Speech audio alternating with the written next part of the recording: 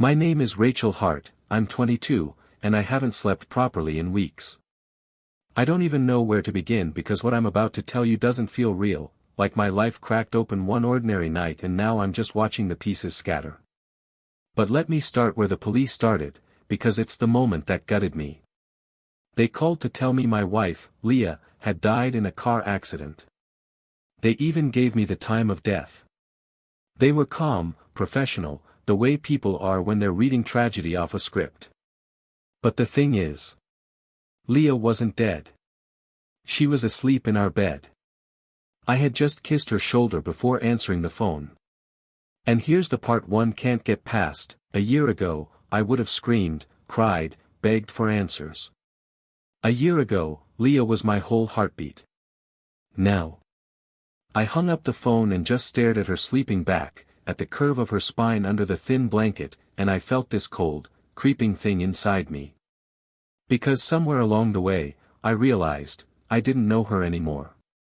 Maybe I didn't even know myself. We used to be. God, we used to be electric. Leah had this laugh that made my chest ache with how much I wanted to be the reason for it. She had a way of brushing her fingers over mine in the car, absent-minded but full of promise, and it was enough to make me feel like the luckiest woman alive. Even grocery shopping felt like foreplay back then, bumping hips in the produce aisle, sneaking kisses when no one was looking. There was a time she couldn't keep her hands off me, like every room held some secret just for us. But now? Now it's like we've been living with a stranger wearing my wife's face. It didn't happen all at once, that's the worst part. It was slow, like sand slipping through your fingers. One night she stopped reaching for my hand in the dark. Then she stopped kissing me good morning. Then one day I realized she hadn't told me she loved me in weeks, and I couldn't remember the last time I'd said it either. I started noticing things. Like how our kisses had changed, how they weren't hungry anymore, just routine. A quick press of lips before work, the kind you give your aunt at Christmas. Our hugs became stiff, almost perfunctory, as though they came with some unspoken obligation rather than real want. She would touch my back as she passed me in the kitchen, but it felt like someone checking a box rather than saying I see you, I want you, you matter. The first time I felt it, really felt it, was one night a few months ago. We were curled up on the couch, her body warm against mine, my hand resting on her thigh the way it always had. I leaned over to kiss her neck, that familiar place that used to make her shiver. She didn't move.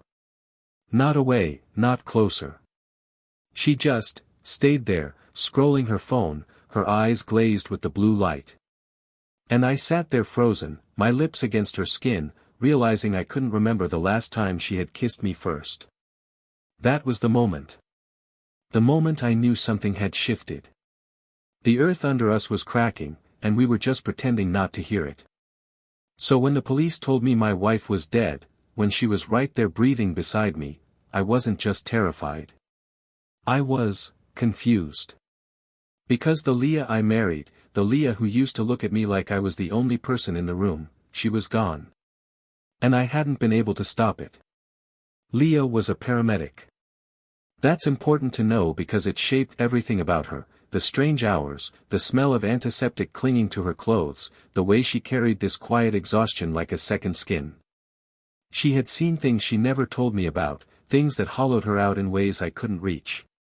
I used to think I admired her for it. Now, I'm not sure if it was admiration, or just distance I didn't want to name. The night after the police call, I was jumpy, waiting for her to wake up so I could tell her what happened. My wife had been declared dead, there had to be some kind of explanation. But when she finally stirred, stretching in the thin morning light, all she wanted was coffee. She kissed my forehead, soft, distracted, and wandered off toward the kitchen. Leah, I said, my voice shaking. Something happened last night. The police. Babe, can we talk after I shower? She mumbled, running a hand through her messy hair. I feel disgusting. Double shift. She always felt disgusting after work. Always too tired, too drained. And somehow, I always ended up waiting. So I waited. By the time she came out, hair damp, smelling like soap and fatigue, I had built the whole conversation up in my head. I imagined her shock, her arms around me, the way we might even laugh about it once the fear passed. But she just frowned when I told her. "That doesn't make any sense," she said flatly. "Obviously I'm not dead. Must have been a mistake. A mistake." And just like that, she moved on, like my entire world hadn't cracked open at the thought of losing her. It was like that with Leah lately. She reached for me physically, her hand on my back as she walked by, a quick kiss before bed, but emotionally, it felt like she was a million miles away. Like I was screaming through glass. That night, we ended up in one of those stupid arguments married couples have, the kind that's never really about what it's about. She tried to pull me into bed early. "Come on," she whispered, sliding her arms around me. "I miss you." And I wanted to, I did, but there was this wall inside me now. "Do you?" I asked before I could stop myself. She froze, confusion flickering in her eyes. What's that supposed to mean? I didn't know how to explain it. How to tell her that I needed more than hands on my body, that I needed to feel seen. That the way she kissed me felt like punctuation rather than poetry. So instead, I said, "Nothing. I'm just tired." It was always safer to say I was tired. She touched my face then, gentle, searching. "You've been so far away lately." And I almost laughed, because wasn't that my line? But here's the thing about Leah, physicality was her language.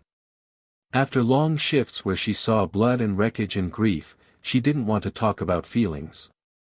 She wanted touch. Skin. Proof of life. And me? I needed the words first. The reassurance. I needed to know we were okay before I could give her the parts of me she was asking for.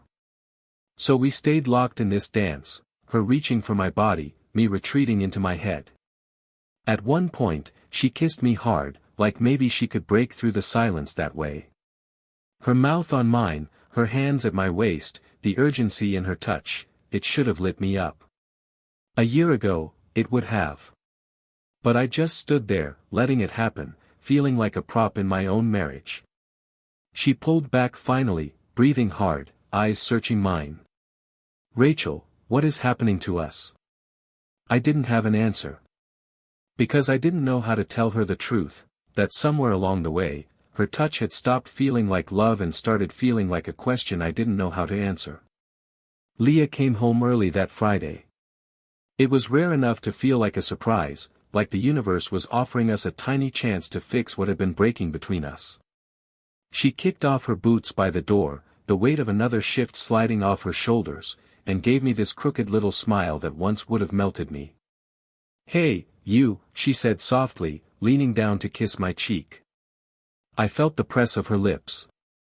Warm. Familiar. And yet, nothing. It's the worst thing in the world to want to feel something and come up empty.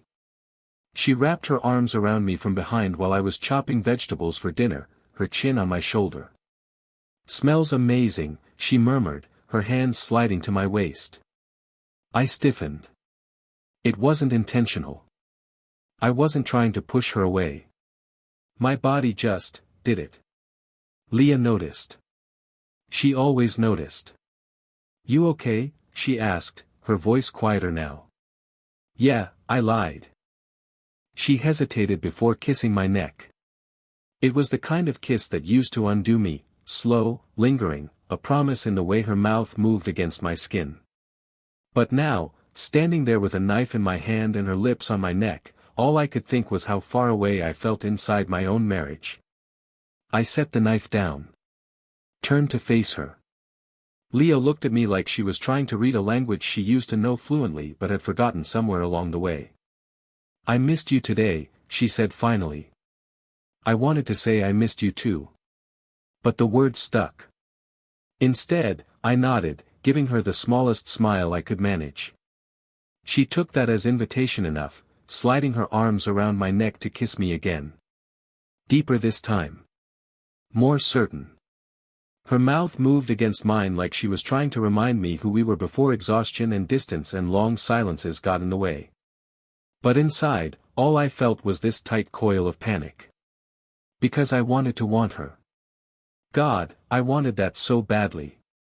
Instead, I was counting seconds in my head until it was over. When she finally pulled back, she searched my face. "What's going on with you lately, Ratch?" "Nothing," I said too quickly.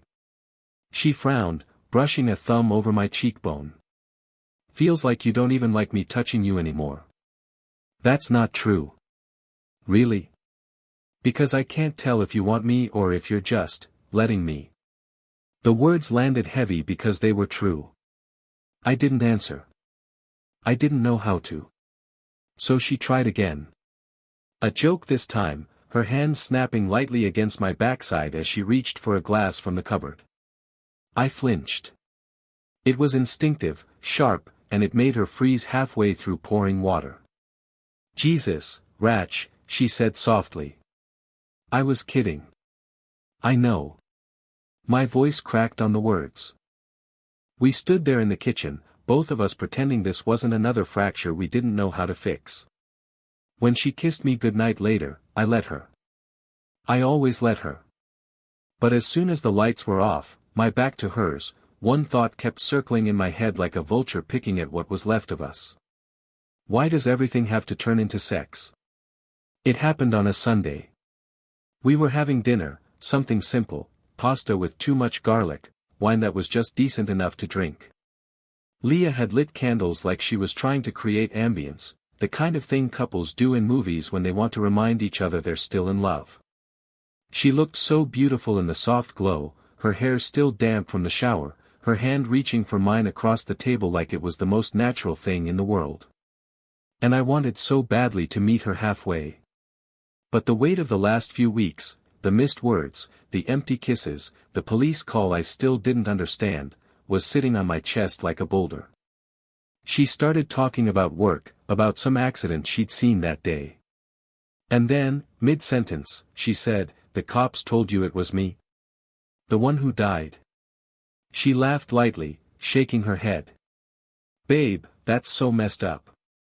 Like, can you imagine if you thought you actually lost me?" Something in me cracked. Because I had imagined it. For one gut-slicing hour that night, I lived in a world where Leah was gone. And when she laughed about it, all I could feel was how lonely I'd been even before that call. How I'd lost her long before the cops ever said her name. "Can you pass the wine?" she asked, smiling at me.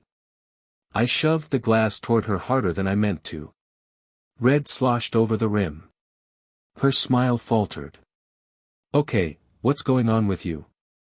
The words came out before I could stop them. "What's going on," I said, my voice trembling, "is that my wife was supposedly dead an hour before she kissed me goodnight, and somehow, that doesn't even feel like the strangest part of our marriage right now." Leah froze, the humor draining from her face. "What the hell is that supposed to mean?" "It means I don't know you anymore." My chair screeched against the floor as I stood. I don't know when we stopped being us. I don't know why every kiss feels like we're checking something off a list instead of actually wanting each other. She stared at me like I was speaking another language. "Rachel," she said slowly, like she was trying not to spook me, "I light candles, I try to touch you, I try to be close, and you shut me out. What am I supposed to do?" "You don't get it." My voice cracked. "You touch me all the time, Leah. But you don't see me. You don't talk to me. You don't even ask how I am anymore." Her jaw tightened. "So what, everything I do is wrong now?" I didn't say that. My hands were shaking. I don't want you to keep reaching for my body when you won't even reach for me." The silence after that was unbearable. Leah sat there, shoulders stiff, eyes bright with something between anger and hurt. "Do you even want to be with me?" she asked finally, her voice low. The question punched the air out of me. "Of course I do," I whispered, but even I didn't sound convinced. She pushed her chair back and started clearing the plates without looking at me.